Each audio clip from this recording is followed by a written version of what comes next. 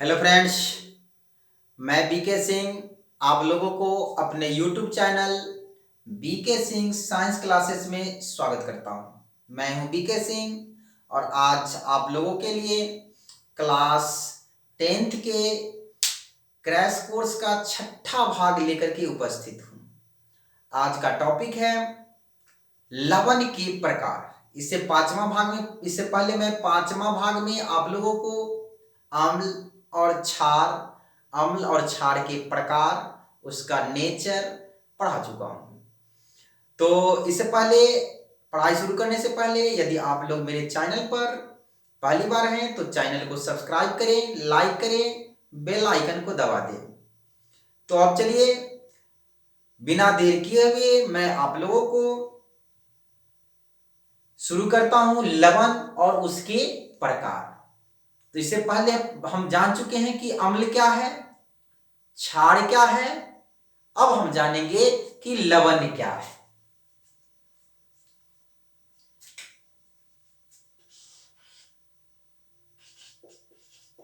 लवण इसको अंग्रेजी में साल्ट कहते हैं।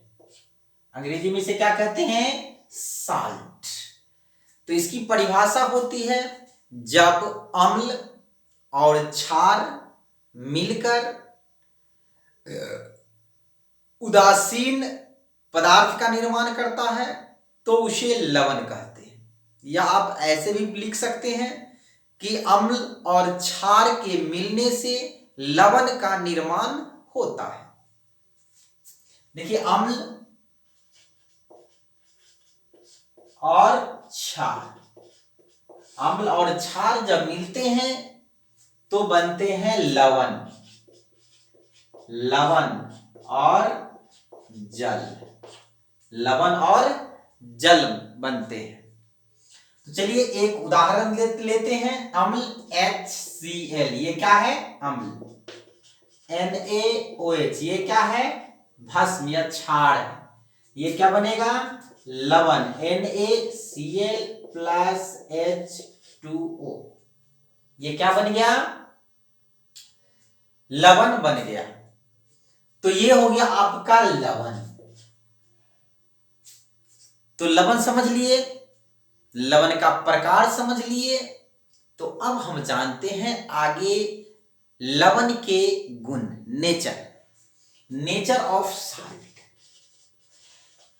नेचर ऑफ साल्ट, लवण के प्रकृति या गुण। क्या होता है लवण के प्रकृति? तो पहला, लवण स्वाद में सामान्यतः कड़वा होता है। लवण जो होता है सो क्या होता है? कड़वा होता है। स्वाद में कड़वा, सॉरी कड़वा नहीं, नमकीन, नमकीन होता है। कड़वा तो क्षार होता है। नंबर दूसरा, लवण लिटमस पत्र को बैंगनी कर देता है। यानी लवण में यदि लाल या नीला कोई भी लिटमस पत्र को डालते हैं या डुबाते हैं तो वह जो है बन जाता है बैंगनी, क्योंकि लिटमस पत्र का वास्तविक कलर जो होता है वह बैंगनी होता है। चलिए अगला,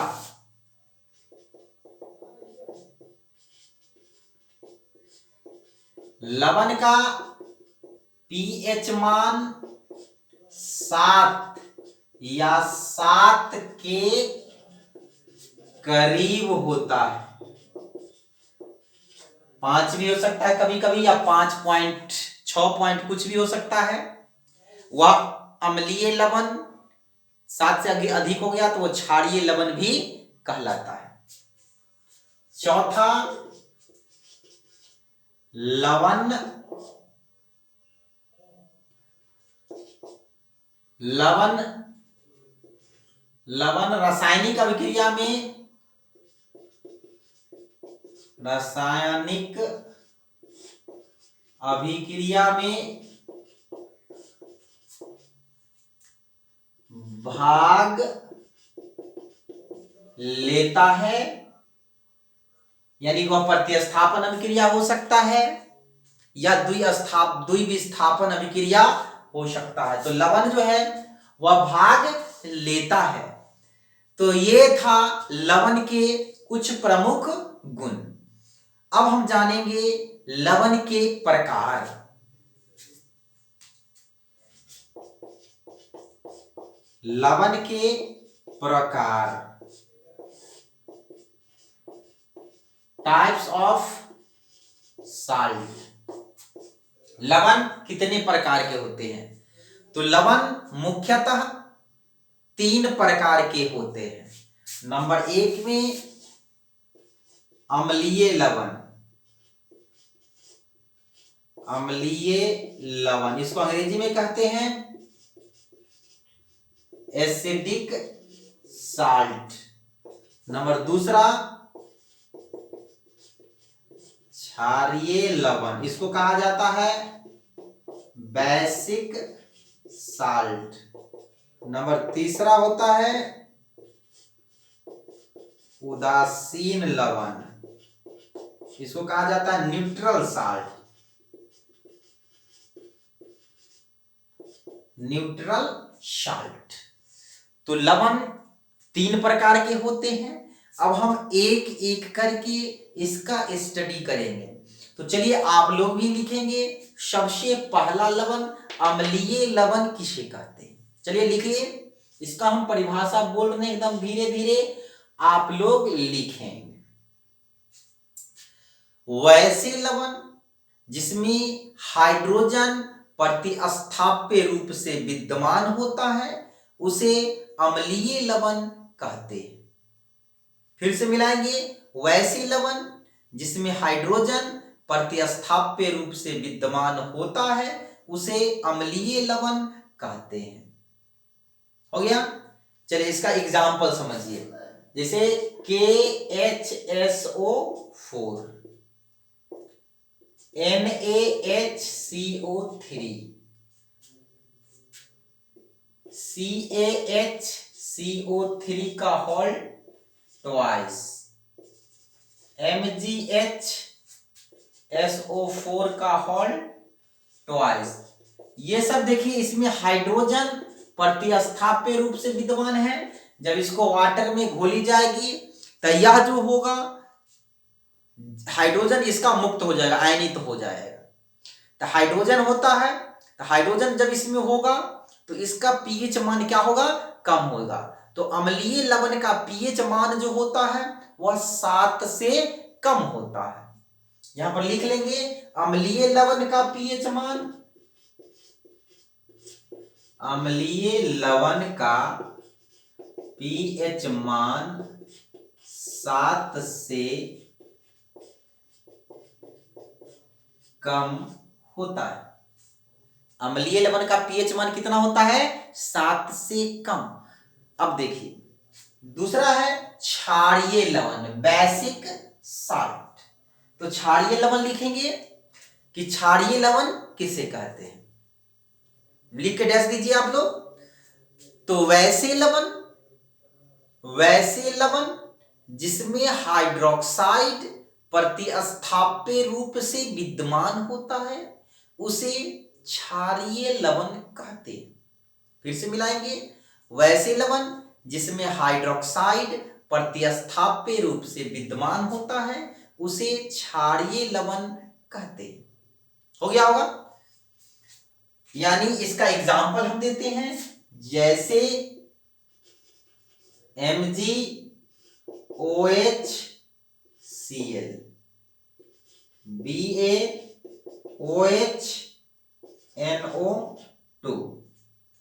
तो यहां पर देखेंगे इसमें हाइड्रोक्साइड भी है, ये भी, इसमें भी हाइड्रोक्साइड है। तो यह क्या हो गया? क्षारीय लवण हो गया। इसका नाम होगा मैग्नीशियम हाइड्रोक्सोक्लोराइड बेरियम हाइड्रोक्सोनाइट्रेट, NO3 होगा। यानी क्षारीय लवण का पीएच मान क्षारीय लवण का पीएच मान 7 से अधिक होता है, अधिक होता है। अम्लीय लवण का पीएच मान 7 से कम होता है। तो चलिए अब हम उदासीन लवण की ओर बढ़ते हैं। इसकी परिभाषा लिखेंगे, आप लोग इसको लिख के डैश दीजिए। वैसे लवण जिसमें हाइड्रोजन और हाइड्रोक्साइड प्रतिस्थाप्य रूप से मौजूद नहीं होता है, उसे उदासीन लवण कहते हैं। फिर से मिलाएंगे, वैसे लवण जिसमें हाइड्रोजन और हाइड्रोक्साइड प्रतिस्थाप्य रूप से मौजूद नहीं होता है, उसे उदासीन लवण कहते हैं। उदासीन लवण का पीएच मान नेट 7 होता है। इसका एग्जांपल देते हैं उदासीन लवण का, NaCl, KCl, NaBr, MgSO4, CaCO3। तो ये सब क्या है, न इसमें हाइड्रोजन है न हाइड्रोक्साइड है, यानी उदासीन लवण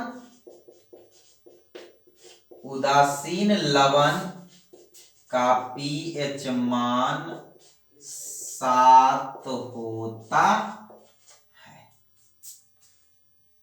चलिए ये आप लिखिए। अब हम आगे बताते हैं लवण कैसे बनती है, उदासीन लवण कैसे बनती है, अम्लीय लवण कैसे बनती है, क्षारीय लवण कैसे बनती है। इसे आप लिखिए या स्क्रीनशॉट लीजिए।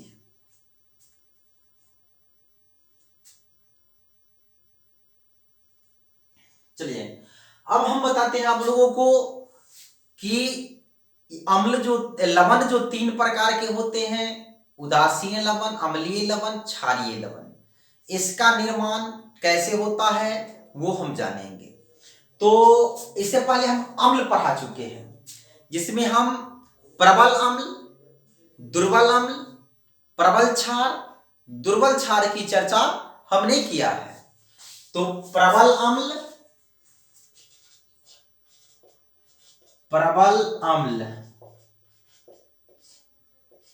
और प्रबल क्षार, जब प्रबल अम्ल और प्रबल क्षार ये जब दोनों मिलेगा, यानी दोनों अभिक्रिया करेगा, आप जानते हैं ना कि अम्ल और क्षार मिलकर के लवण बनाता है।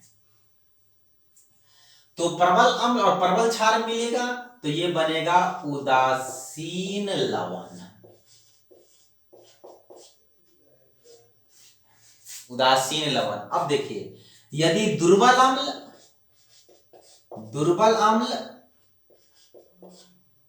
और दुर्बल क्षार दोनों दुर्बल ही हैं, तो ये फिर भी बनेगा उदासीन लवण। समझे?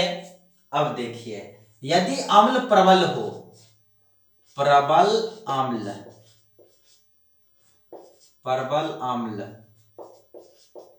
और दुर्बल क्षार हो,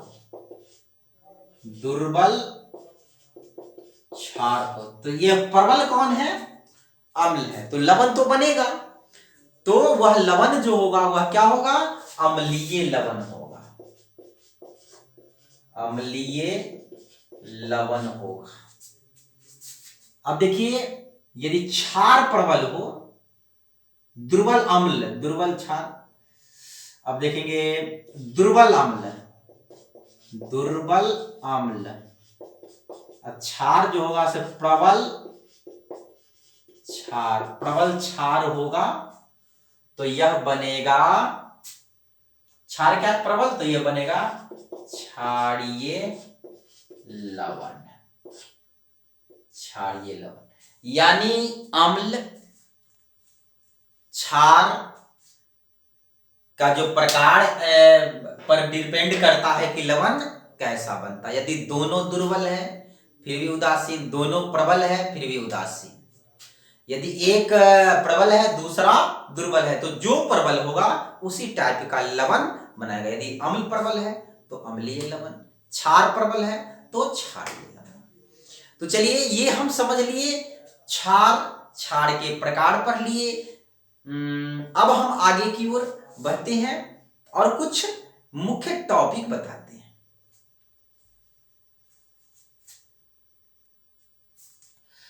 चलिए अब अगला टॉपिक हम आप लोग को बताते हैं, इंडिकेटर, उसको कहते हैं सूचक। इंडिकेटर, इंडिकेटर इसको कहते हैं सूचक। सूचक का मतलब तो होता है सूचना देने वाला। गाड़ी में भी होता है इंडिकेटर, लेफ्ट होता है राइट होता है। जब मुझे राइट मुड़ना होता है तो राइट वाले जला देते हैं, जब लेफ्ट मुड़ना होता है तो लेफ्ट वाले जला देते हैं। तो उसको भी हम हिंदी में सूचक ही कहते हैं। जब लेफ्ट वाला जलने लगता है तो पीछे वाला या आगे वाला को पता चल जाता है कि यह बंदा जो है लेफ्ट की ओर मुड़ने वाला है।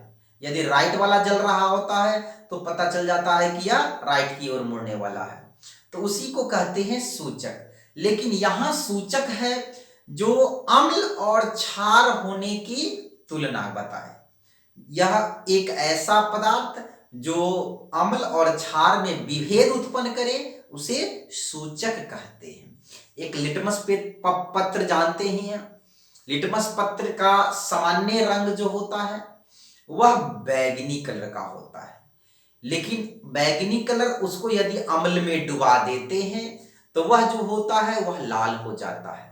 फिर उसी लाल वाले को हम क्षार में डुबा देते हैं तो वह जो होता है वह नीला रंग का हो जाता है।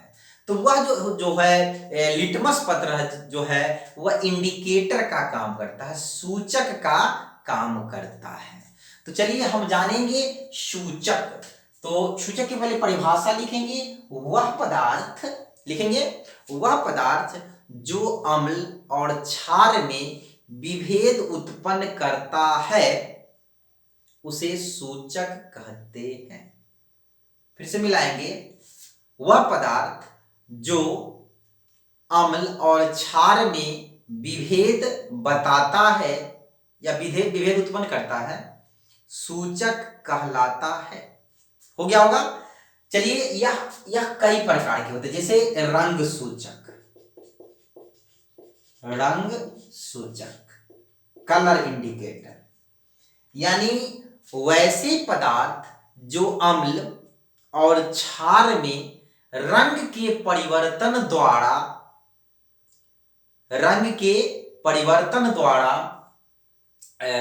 विभेद उत्पन्न करता है या विभेद बताता है उसे रंग सूचक कहते हैं। फिर से मिलाएंगे, वह पदार्थ जो अम्ल और क्षार में रंग परिवर्तन द्वारा विभेद बताता है उसे रंग सूचक कहते हैं।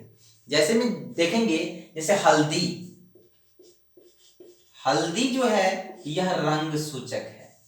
यह अम्ल के साथ लाल और क्षार के साथ गहरा लाल या गहरा लाल बैगनी सिंदूरी रंग का यह उत्पन्न करता है। हल्दी अम्ल में डाल देंगे यह लाल हो जाएगा। चलिए ये उसके बाद है लिटमस, लिटमस पत्र, लिटमस पत्र, यह अम्ल में जो है लाल और क्षार में जो है नीला हो जाता है। तो ये भी एक रंग सूचक है, रंग सूचक है। चलिए दूसरा है गंध सूचक, गंध सूचक, इसको ऑल्फैक्टरी सूचक भी कहते हैं। वैसे सूचक जो गंध द्वारा पहचाना जाता है, जिसे सुगंध द्वारा पहचान सकते हैं उसे ऑल्फैक्टरी सूचक या गंध सूचक कहते हैं। तो चलिए इसमें होता है जैसे सेंट, इत्र, इत्र, लवंग के तेल, लौंग के तेल, चमेली के तेल, ये सब जो है सो क्या है, गंध सूचक। इसे प्याज, प्याज भी जो है इसे गंध सूचक, अंधा आदमी भी जो है पहचान सकता है इसे। लहसुन, ये सब जो है गंध सूचक है। तो रंग सूचक समझ लिए, गंध सूचक समझ लीजिए, समझ लिए, तो इसी को कहते हैं सूचक। तो चलिए अब हम जानते हैं कि पीएच स्केल क्या है, पीएच मान क्या है। तो चलिए पीएच स्केल के बारे में जानेंगे पहले। PH scale, pH scale, P means होता है पोटेंस, पोटेंस मीन्स होता है पोटेंशियल से पोटेंस बना है, पोटेंशियल, ये इसका मतलब पावर भी होता है, समझे। और एच का मतलब होता है हाइड्रोजन, हाइड्रोजन, समझे। यानी इसका फुल फॉर्म अगर कोई पूछे तो इसे हम पोटेंशियल ऑफ हाइड्रोजन या पावर ऑफ हाइड्रोजन कहते हैं, पोटेंशियल ऑफ हाइड्रोजन। इसको क्या कहते हैं, हाइड्रोजन की शक्ति, हिंदी में हाइड्रोजन की शक्ति। तो पीएच की परिभाषा लिखेंगे सबसे पहले, पीएच स्केल, पीएच मान का नहीं, किसी बिलियन में पीएच मान का, पीएच मान का पहले लिखेंगे, पीएच मान का परिभाषा, इसका परिभाषा लिखेंगे, किसी बिलियन में हाइड्रोजन आयन की शक्ति को पीएच मान कहते हैं। फिर से मिलाएंगे, किसी बिलियन में हाइड्रोजन आयन की शक्ति को पीएच मान कहते हैं। हो गया होगा, फिर से मिलाएंगे, किसी बिलियन में हाइड्रोजन आयन की शक्ति को पीएच मान कहते हैं। हो गया। चलिए इसके नीचे ही लिखेंगे पैराग्राफ चेंज करके, पीएच मान को जिस स्केल से मापा जाता है उसे पीएच स्केल कहते हैं।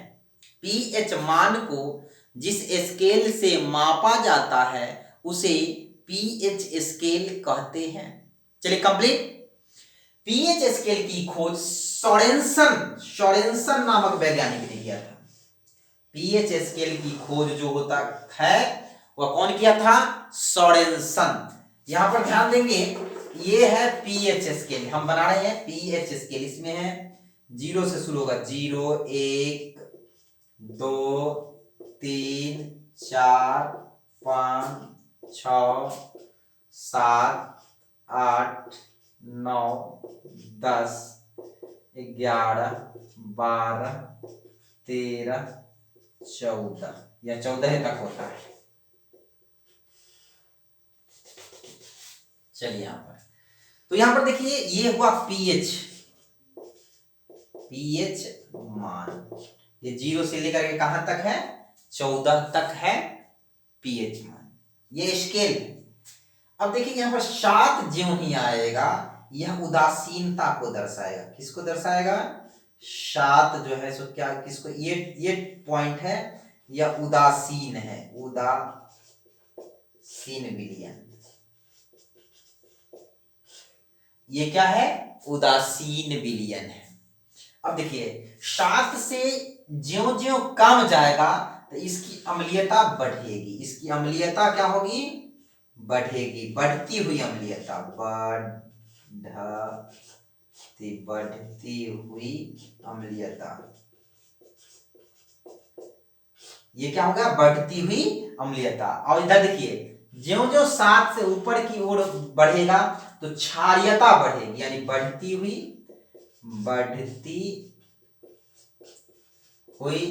क्षारीयता, समझे।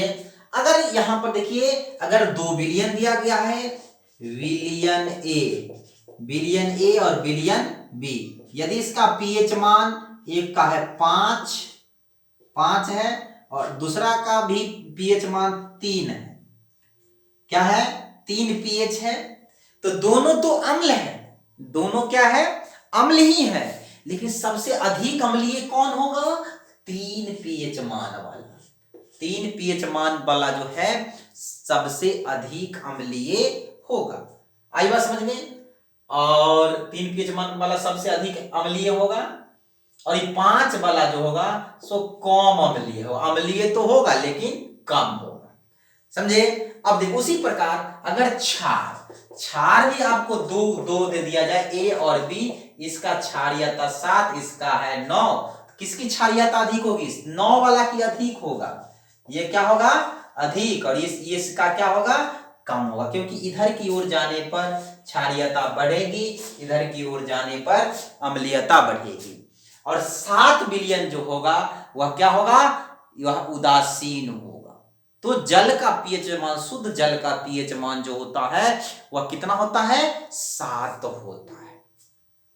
तो चलिए ये अम्ल हम समझ लिए, क्षार समझ लिए, अम्ल के प्रकार समझ लिए। पिछला वीडियो में हम अम्ल और क्षार बताए हुए, वो आप जाकर के देख सकते हैं, लिंक दिया हुआ है नीचे। तो ये अम्ल और क्षार, ये पीएच स्केल भी आप लोग बनाएंगे, ये पीएच स्केल आप लोग बनाएंगे, ये परीक्षा में पूछा जाता है। पीएच स्केल का खोज कौन किया था, सोरेनसन। कौन किया था, सोरेनसन। पीएच स्केल का खोज, पीएच स्केल का खोज सोरेनसन ने किया था। इससे हम अम्ल क्षार की अम्लीयता, क्षारीयता, लवणता माप सकते हैं। तो चलिए आप इसे उतारिए, हम फिर आगे बताते हैं।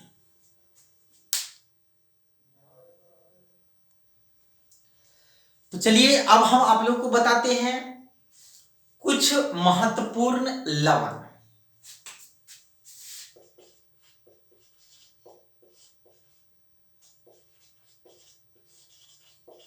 कुछ महत्वपूर्ण लवण जिसमें आपको हम बता देते हैं कि इस चैप्टर में आपको कौन कौन से लवण पढ़ना है। तो सबसे पहले पढ़ना है आपको sodium chloride. Sodium chloride. Number 2 में पढ़ना है आपको विरंजक चूर्ण।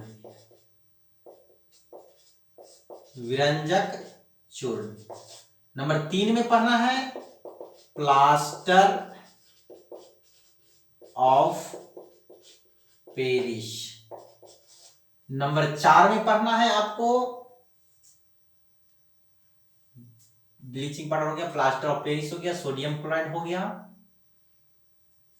सोडियम हाइड्रोक्साइड के बारे में पढ़ना है, ऐसे ये है क्षार, फिर भी इसके गुण और उपयोग भी पढ़ना है। सोडियम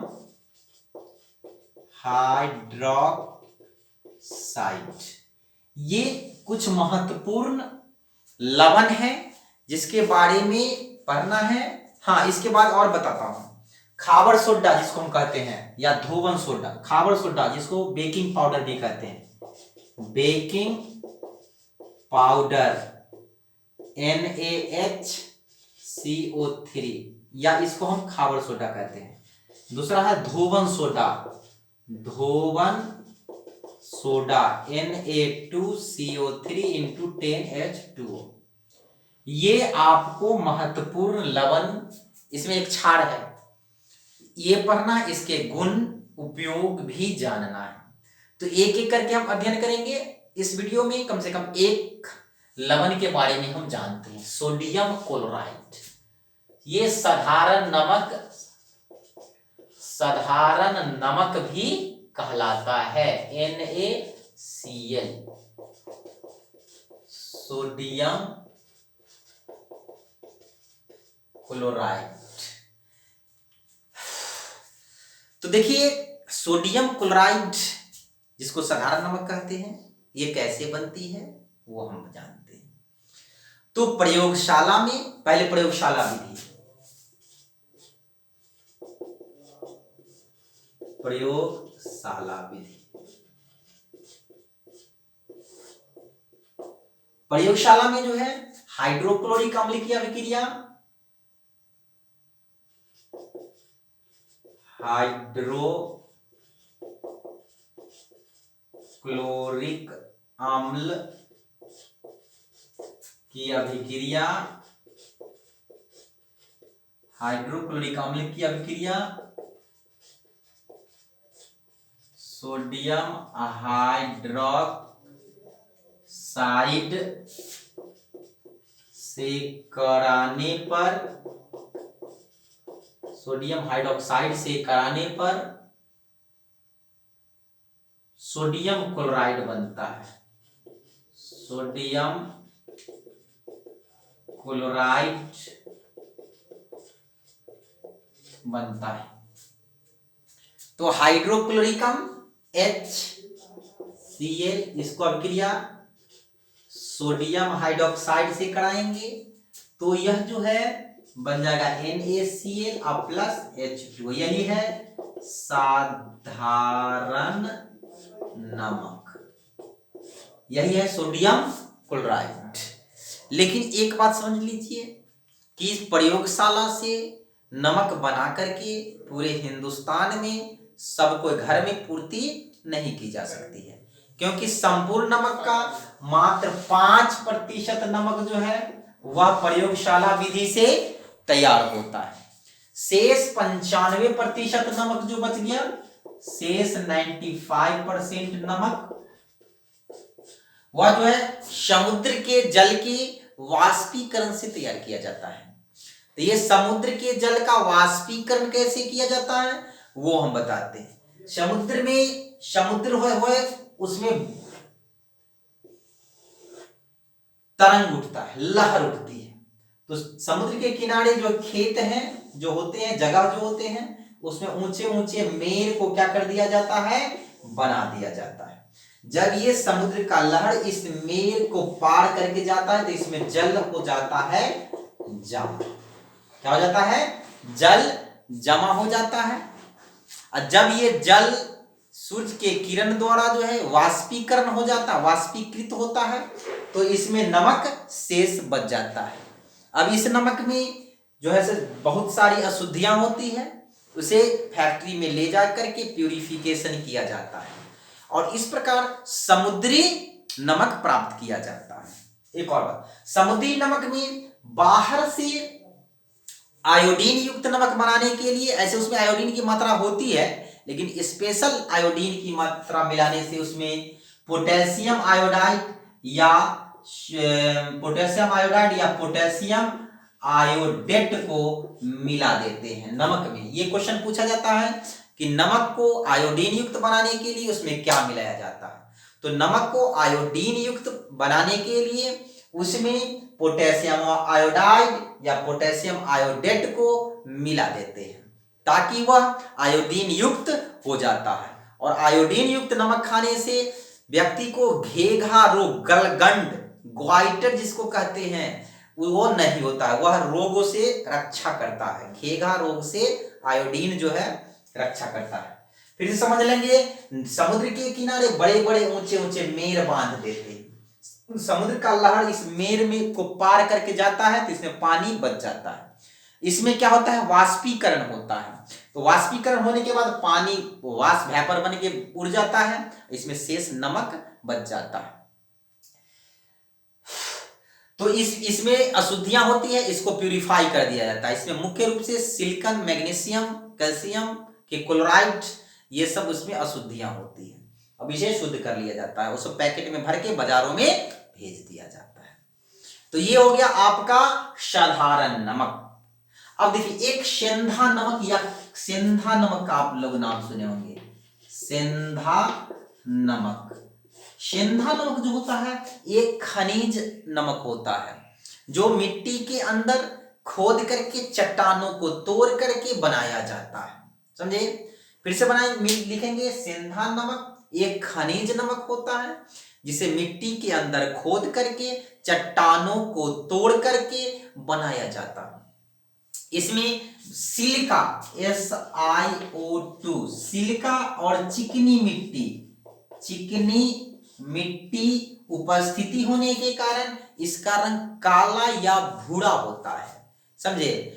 और एक काला नमक भी होती है जो साधारण नमक को गर्म करके उसमें कुछ फल जैसे आंवला है, नींबू है, ये सब मिला करके और इसमें जो है बनाया जाता है काला नमक। काला नमक जो तो साधारण नमक को जला करके उसमें कुछ मिला करके बनाया जाता है। तो ये सेंधा नमक हो गई। सेंधा नमक में मुख्य रूप से सिलिका होता है, चिकनी मिट्टी होती है, इसीलिए इसका रंग भूरा होता है या काला भी होता है। इसका उपयोग जानिए, नमक का उपयोग। नमक का उपयोग, तो इसका नमक का उपयोग बताने की कोई जरूरत नहीं है, क्योंकि आजकल नमक के बिना लगभग कोई पकवान बन ही नहीं सकती है। अगर कुछ मीठा चीज बनता है तो उसमें नमकीन चीज की आवश्यकता जरूर होती है। तो नमक का मुख्य उपयोग जो है रसोई घर में खाना बनाने के लिए, व्यंजन बनाने के लिए किया जाता है। इसका उपयोग अचार डालने के लिए भी किया जाता है, चटनी बनाने के लिए किया जाता है, सब्जी बनाने के लिए किया जाता है। तो कई तरह से इसका उपयोग हम रसोई घर में करते हैं। एक और बात, सोडियम क्लोराइड है यह, तो यह प्रयोगशाला में मुख्य अभिकर्मक है नमक, क्योंकि नमक से सोडियम प्राप्त कर सकते हैं, क्लोरीन प्राप्त कर सकते हैं इसके विद्युत अपघटन के रूप में, इसीलिए इसका उपयोग प्रयोगशाला में अभिकर्मक के रूप में करते हैं। चलिए आप लोग अभी से इसे लिखिए। अब वीडियो को मैं खत्म करना चाहूंगा।